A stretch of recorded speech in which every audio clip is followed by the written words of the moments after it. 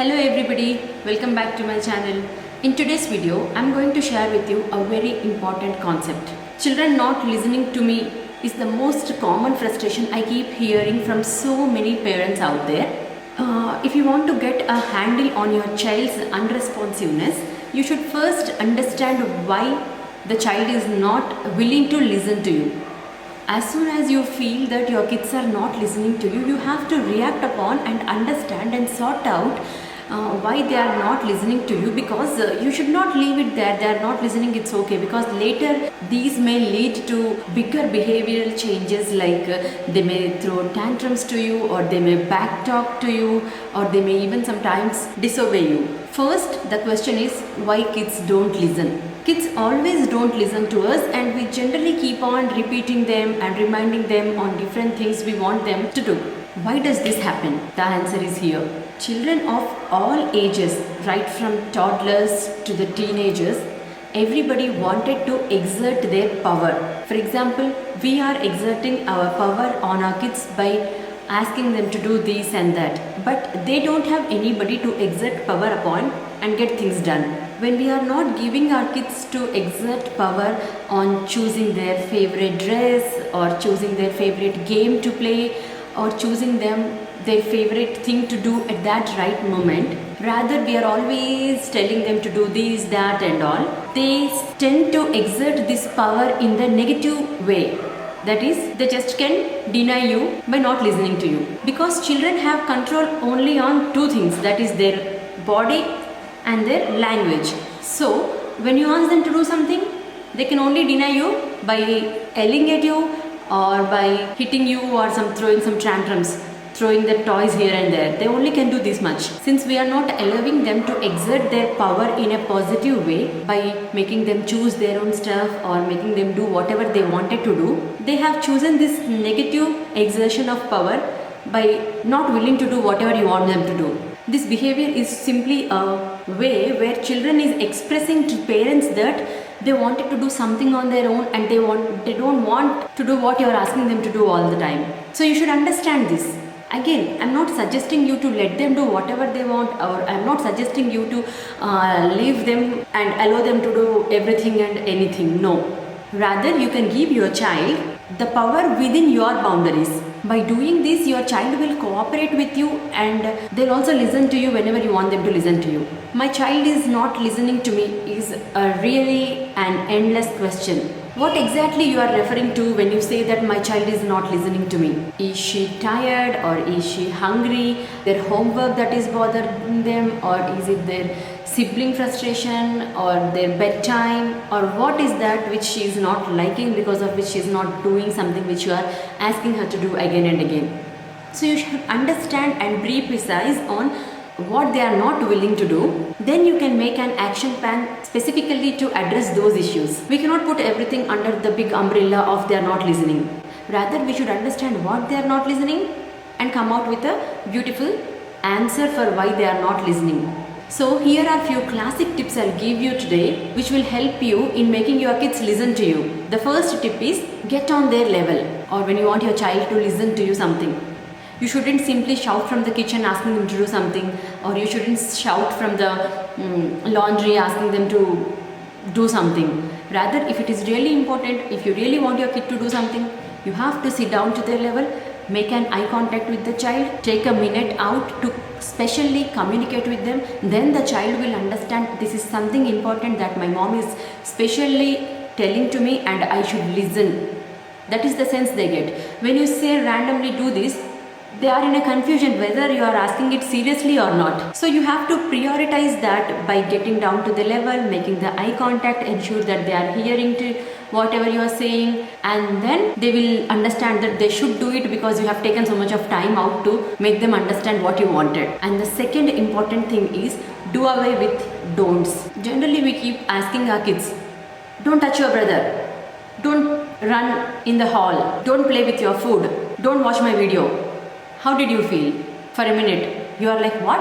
You are in a confusion. When I suddenly ask you not to do something, how do we feel as adults? We were left in a dilemma as on why. When we ask our kids not to do something, there are two negative questions arising in the child's brain. The first is, why does she not want me to do something? And the second is, what does she want me to do instead? For example, let me keep it this way. Don't touch your brother. If I can't touch him, does that mean I need to kick him? Or does that mean I need to hug him? You just told that not to do, but you did not tell them what to do. Instead, tell your child what to do. Whatever you are expecting your child to do, tell it in a positive command rather than in a negative command. Instead of don't touch your brother, you can just say touch your brother gently. Maybe he may get hurt. Or you can say please keep your hands away from your brother because he is sleeping. Instead of don't run in the hall, you have to say walk slowly in the hall. So this is how you have to change the negative commands into the positive ones, where the child will understand it as an instruction. When you say no, it is like you are stopping them from doing something. But when you say the same thing in the positive thing, you are giving an answer to them on what has to be done correctly. And the third thing is, say yes to the request posted. In our daily routine, our kids will post to us some 1,000 queries. I want to eat ice cream, I want to go to park, I want to watch TV for some more time. It can be anything. They keep on posting hundreds and hundreds of questions throughout the day. And what is one classic answer as parents we give? No, you can't do that. You should not do that. So stop saying like this. Rather, how do you say or how do you convince kids on this? When they ask you something, for example, when they ask you for more TV time, explain to them. See, you have been watching TV for really a long time now. If you are not shutting it down, your eyes will become red. I think you should shut it down. Why can't we play for some time? When you are asking them not to do something, or when you are not allowing them to do whatever they wanted to do, you also should come up with the solution what they can do at that moment. Do you know watching TV for more hours will make your eyes red? Look at my eyes. Are they red? Then she will say, no, it's not red. Show me your eyes. They are already red. If you watch for some more time, then they will totally be red and then you will not be able to see clearly. Don't you think so? You should turn off the TV now. So let's play now. This is the logic I use with my daughter, and she always comes to us and says, show me your eyes, show me your eyes. If it is really red, she thinks that if it is really red, then it's time we should shut down and do something else. For example, take another example. If your child wants you to take her to a park. Now we are not willing to take her to the park right at this moment. Then you can say her, Mommy, I want to go to park. Oh, wow, superb idea. Yes, we need to go to a park. But it's already late now. You tell me, shall we go it tomorrow early in the morning or in the evening? You choose. Then again here, we are not taking them to the park right in this moment. But we are again giving them options to choose by giving them two different options which are not there in their option. Hope you got my point. So in that way, they will not understand that you are not getting the things done. Rather, they will understand that you have given them some more options to choose in between. And they'll be very happy to say, I think we'll go in the morning. Then yes, okay, fine, I'll take you in the morning then. Till morning, we never know if they will remember. If they are remembering, you can still take them just to a park. And there will be increased chances of your kids listening to you. Because you never said no to them anytime. Because you never asked them not to do this anytime, and whenever you are communicating with them, you are making it a point that you are talking to them rather than just yelling at them. And the fourth tip is shorten your speech. If you are planning to communicate something to a child, generally parents, especially moms, will communicate a 5-second content in 5 minutes content, where the kid might ultimately lose the point and catch the hold of the tail. So what you are supposed to do is, if you are conveying some message to them, keep it crisp so that they will get the point. And the fifth tip is, say thank you in advance. Just say, can you please put your toys back? Will encourage your kid towards good behavior rather than, why did you leave your toys here? So see, same sentences but different usage. When you use these golden words like sorry, please, thank you with your younger generation, they in turn will understand that they should use these words when they speak with adults once they are playing and you want the toys to be back. Then you can ask them, please clean up after you play. Then you should say, thank you so much, you really helped me. For example, you want some water. Then you can say, can you please get some water?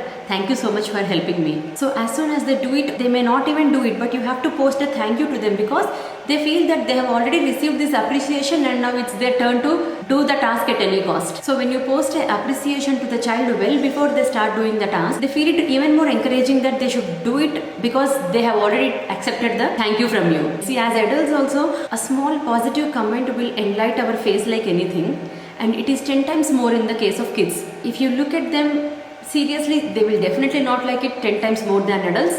And if you appreciate them just for what they are giving, by giving them a small hug or a kiss, they will feel 10 times more better than an adult. And the sixth tip is ensure that the child gets it right. For example, a simple way to ensure that if your child has really understood what you said to them is to ask her back to repeat them what you have communicated. In this way, you will understand that if they have really got the point or they have misunderstood what you have already said to them. So now, once you have made an eye contact, coming down to their level, shortened your speech and clearly explained what you need your child to do, calmly ask your child to repeat back what they have just heard. Imagine, don't you think so? They will listen to you.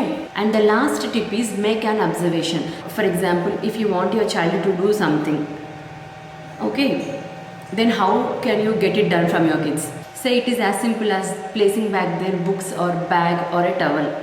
What are your plans to pack your bag? So when you ask them, so what are you planning for? It's empowering because we are giving them the power to plan, right? So it means that as parents, though we know that they don't have any plans, we are giving them an option and opportunity to use their power to have a plan and give our child an opportunity to save face by quickly coming up with or some plan in the moment if they didn't have already one. So for example, if you want your kids to finish their homework, suddenly you can ask them, what's your plan for taking care of your homework?